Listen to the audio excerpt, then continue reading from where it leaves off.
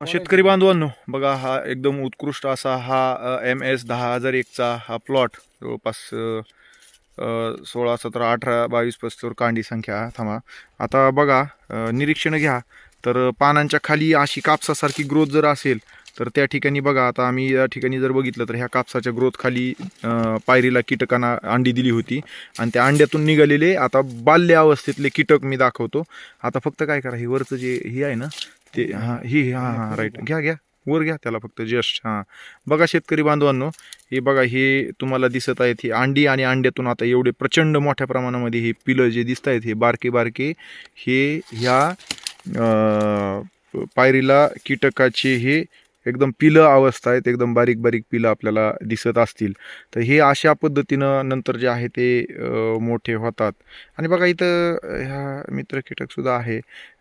बघा आता हे पिल्लू चालायला बघा, हे बघा हे हळूहळू आता हे ना म्हणजे रस शोषणासाठी जे आहे ते आता पुढं जे आहे ते एका ठिकाणाहून दुसरीकडे जाण्यासाठी आता ह्याचे जे आहे ते मार्गक्रमण जे आहे ते चालू झालं. आता हे जे पिल्लू दिसायले तर हे ह्या वरच्या ह्या भागातला आहे आणि हा जो आहे हा दुसरा अंडीपुंज आहे. एकाच म्हणजे पानावर 2 अंडीपुंज दिसायलेत. ह्याची ETL जर म्हटलं म्हणजे आर्थिक नुकसान पातळी जर पाहिलं म्हटलं तर एका पानावर 1 अंडीपुंज दिसला की आपण समजून घ्यायचं की त्या ठिकाणी आता फवारणीची जी आहे ते गरज आवश्यक आहे. असे 4-5 ठिकाणी निरीक्षण घेऊन आपण ते ठरवायचं असतं. तर आता इथं बघा, प्रत्येक पानाला जर विचार केला म्हणजे एका पानाला असे शेतातले 5 पानं जर आपण तपासणी केली आणि त्या ठिकाणी 3 ते 5 जर असे प्रौढ दिसले. बघा आता मी दाखवतोय, हे जे दिसत आहेत ना हे सगळे, हा जो कीटक दिसतोय तर हा प्रौढ आहे आणि त्याच्या बाजूलाच बघा बाल्य अवस्था सुद्धा त्या किडीची आहे. बघा एक नाही तर एकाच पानाखाली बघा, एकाच ठिकाणी नाही म्हणलं तर 4 ते 5. आता मी हे परत ह्याला थोडंसं काढून घेतो, ह्याला थोडं अडीकडे असं फक्त गोल करा असं. हां तर बघा शेतकरी बांधवांनो, एकाच ठिकाणी बघा एवढ्या मोठ्या प्रमाणामध्ये हे जे आहे हे प्रौढ म्हणजे बाल्य अवस्थेतले हे कीटक आणि सोबत जे आहे ते प्रचंड मोठ्या प्रमाणामध्ये प्रौढ कीटकसुद्धा जे आहे ते या ठिकाणी तुडतुड्यासारखं उडत आहेत. आणि ही जी आहे ही बाल्य अवस्था जी रसशोषण करते, आला हात लावला की हे उडून जाते. तर इथं सगळा आउटब्रेक जो आहे तो ह्या ठिकाणी झालेला आहे. मी परत प्रौढ दाखवेन, ह्या ठिकाणी उडून गेला.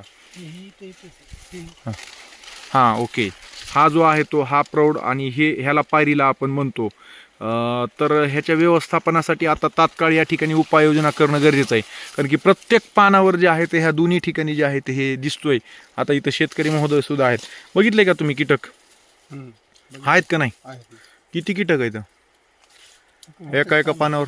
आता कुलकर्णीजींनी निरीक्षण घेतले. बघा आता कुलकर्णीजींनी बघा एकाच ठिकाणी जर आपण बघितलं तर बघा हे कीटक किती आहेत. प्रचंड मोठ्या प्रमाणामध्ये आउटब्रेक दिसतोय. तर हे रस शोषण करणाऱ्या कीड आहेत आणि ह्या आपल्या पिकाचं नुकसान करतात आणि त्याच्यामुळं आपलं म्हणजे ह्याचं जे काही उत्पादन आहे ते सुद्धा कमी होतं आहे. जसं का इथं तो आला. तर ह्याच्या व्यवस्थापनासाठी क्लोरोपायरीफॉस जे कीटकनाशक आहे तर ते आपण ड्रोनच्या साहाय्यानं शक्य झालं तर आपण फवारणी जी आहे ते करून घ्यावं.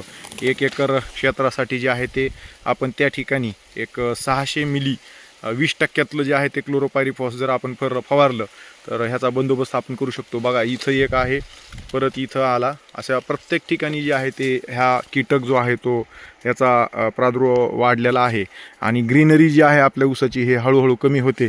महत्त्वाचं बघा, आता बरेच शेतकरी पानं घेऊन जातील, हे असे पानं झालेले आहेत आमचे आणि दुकानदाराला दाखवतील. आणि बघा लक्षात घ्या, हे प्रमुख पानं जे काही अशा पद्धतीचे व्हायचं, वरचे पानं सुद्धा बरं का, मी खालचे पानं म्हणत नाही आहे.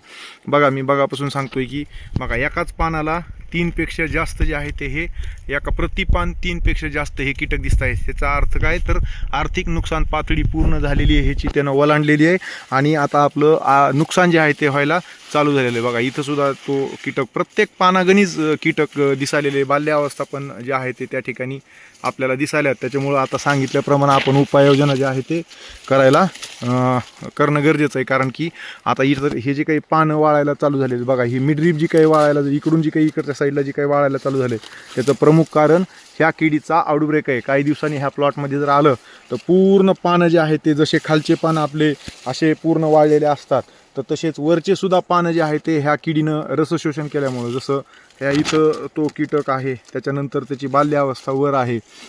बघा इथं लगेच अंडीपुंज आहेत आणि त्याच्या पुढं लगेच जे आहे ते हे प्रौढ अवस्था ह्याच्या आणि ह्याचा कंटिन्यू ह्यांचं मिलन होणार, ह्यांची अंडी पुंजे येणार आणि आपलं पिकाचं जे आहे ते नुकसान होत राहणार. तर ही आता थोडीशी धोक्याची घंटा आहे आणि त्याच्यामुळे तात्काळ आपण उपाययोजना कराव्यात. इवन आपल्याला क्लोरोपायरिफॉसनं रिझल्ट चांगले नाही भेटले तर आपण निओनिकोटिनोइड ग्रुपमधले सुद्धा जे आहे ते बुरशी आपलं कीटकनाशक जे आहे ते आपण वापरू शकतो, ज्याच्यामध्ये की थायमिथॉक्झाम जे आहे तर ते सुद्धा आपण वापरू शकतो आणि ह्या किडीचं जे आहे ते व्यवस्थापन करू शकतो. मात्र उपाययोजना तात्काळ करा, कारण की आता जर उपाययोजना केल्या नाही, इतका जबरदस्त आणलेला प्लॉट, इतका आपण मोठा खर्च केलेला, तर तो आपला जो आहे तो या ठिकाणी ह्या किडीच्या आउटब्रेकमुळे जे आहे ते आपलं नुकसानकारक जे आहे ते ठरू शकतं आहे. तर तो महत्त्वाचा विषय आपण सगळ्यांनी लक्षात घ्या.